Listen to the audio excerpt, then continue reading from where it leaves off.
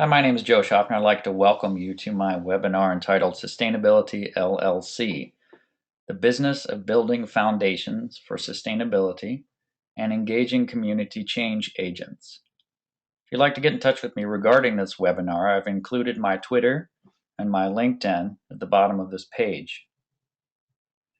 This webinar is geared towards nonprofits, government agencies, companies, consultants, and anyone working in the field who would like to ensure sustainability in your project work. I'd like to begin by talking about a personal experience that might give you some insight to why I decided to create this webinar. When I was a Peace Corps volunteer trainee in 2005, the Peace Corps staff drove me to the site of a community project that had failed. A former volunteer had been involved in the project, which was the construction of a chicken coop. The chickens were to be used for the eggs and chicken meat for general community use and for sales. The materials for the coop had been bought and transported to the project location. Chickens were purchased to raise. There apparently had been some verbal buy-in from community, but no real engagement for true long-term buy-in.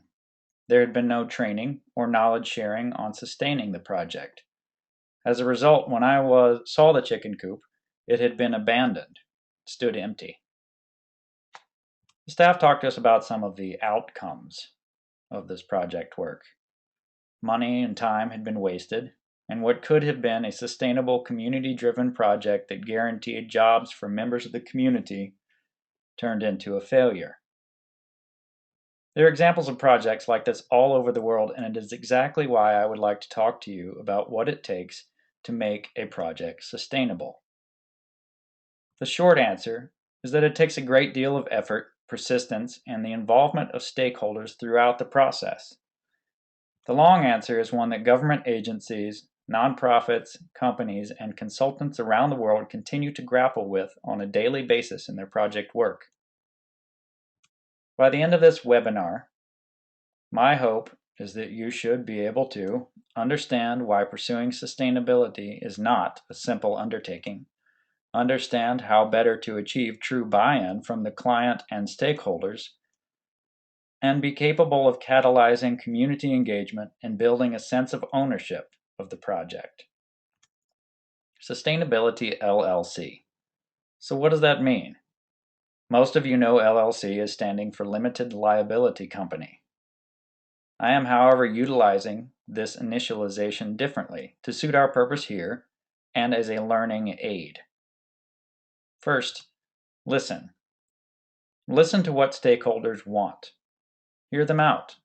This takes time in asking the right questions for clarification. It also should involve discussion with others in the community.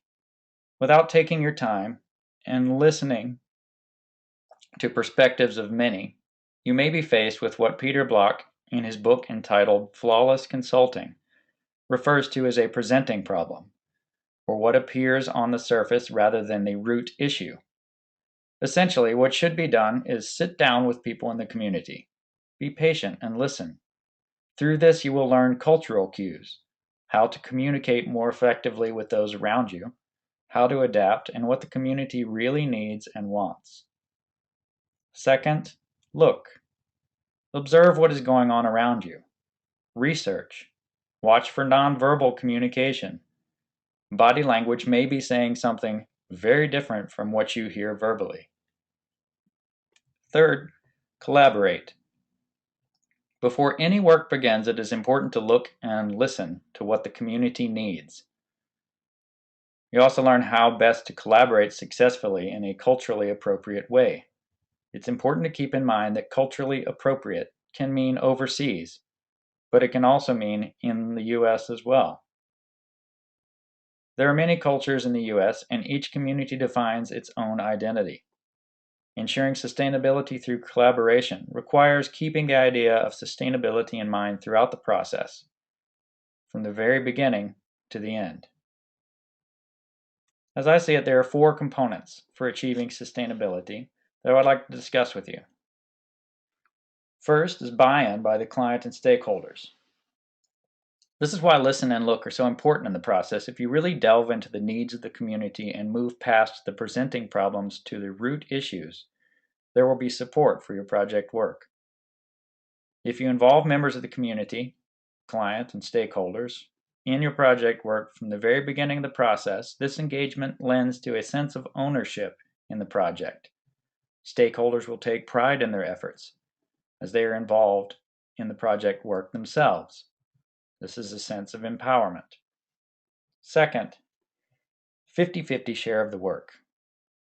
At every stage, it is good to involve members of the community who are expected to be involved in the project long term. This does not just mean informing them what you are doing, but having them do their share of the work as well. This ensures that they will know what to do when you are no longer around. They will have already been doing some of the work before you leave. Third is training. Whether the training is in project management, maintenance, evaluation, leadership, technology proficiency, or whatever, the sessions will equip members of the community with the skills they need to keep the project moving forward. Finally, knowledge sharing. This could be in the form of a manual, useful contacts, processes. Some could be included in the trainings, some could be provided as left behinds. In any case, the point is to give the community members the tools they need to continue the work once you have left. I'd like to share another story with you now, one about my personal experience, again, in the Peace Corps, but this one more directly tied to my own work. My Peace Corps experience in Suriname was in a community located in the interior of the country, and the community needed a souvenir shop. Now, at that time, what most people were doing was making crafts, and when tourists came through the village, they would go up and approach them with their craft to try to sell them. We decided that it would be better to create a souvenir shop so that these tourists could go and peruse the crafts and choose which ones they'd like to purchase. Now, in creating the souvenir shop, some of the actions we took were successful, some were not. I'd like to go through some of those little by little. First is that I listened and looked at what the community needed. Many had crafts that they had made but nowhere to sell them, as I was talking about. People would walk up, go to the tourist, and the tourist would avoid them. This led to the idea of the shop. Tried to involve one of the community leaders in grant writing. He was not engaged enough. As a result, he would not be able to write a grant on his own to this day. I should have engaged him more or found someone more willing. I was able to get some buy-in, even financial, from the community as they paid for some of the transportation of the materials. They did not want to do this initially, but eventually they came around to making a contribution towards the project. I involved some adults and children in building the souvenir shop. That skill set was much stronger with them than with me. By involving them, they had something to call their own. I was not around for the next stage of the process as my service ended. However, I communicated with the next volunteer to work on business and financial management with the staff. It was a challenge for me to be involved from a distance, but I did communicate regularly with the new volunteer, and there was some success with that.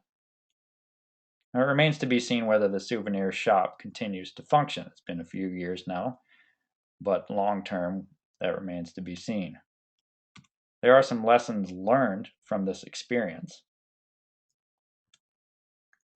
One, I was able to follow my own advice by listening and looking to find out a need for the community. With regards to collaboration, involving the community in the construction, as well as having them contribute to transportation, was a step in the right direction. Not engaging the community leader more in grant writing, I'd consider a failure on my part. Given the small size of the community, the work we did, however, was decent. And looking back, the one thing I would say is important to consider is the capacity and capabilities of the community. The volunteer following me had a really difficult time working with those running the shop to teach them financial management and business acumen. We had hoped for other younger community members to start working in the shop. However, many of them moved into the capital for work.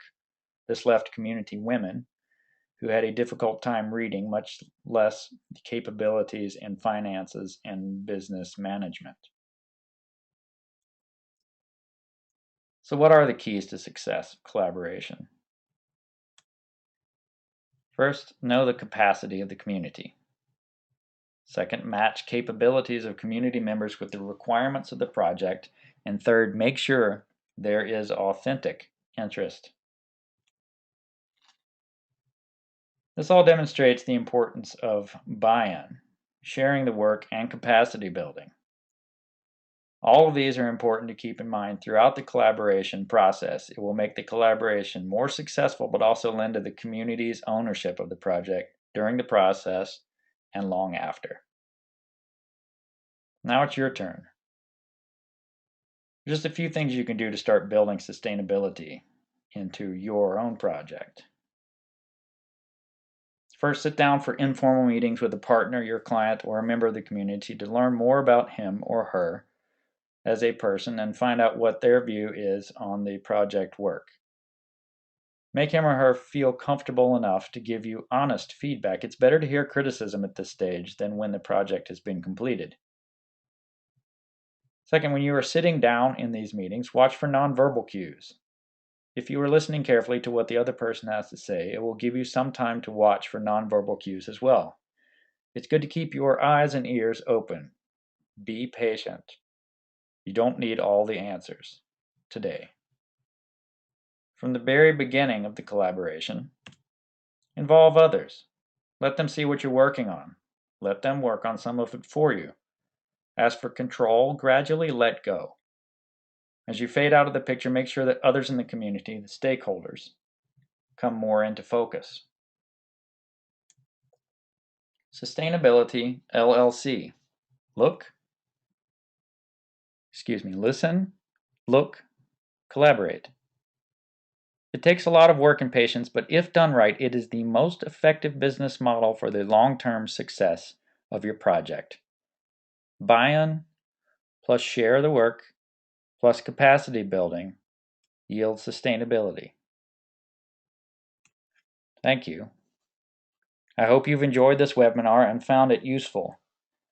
Again, if you'd like to contact me, feel free to reach out via Twitter or LinkedIn. In the meantime, I wish you the very best in your project work.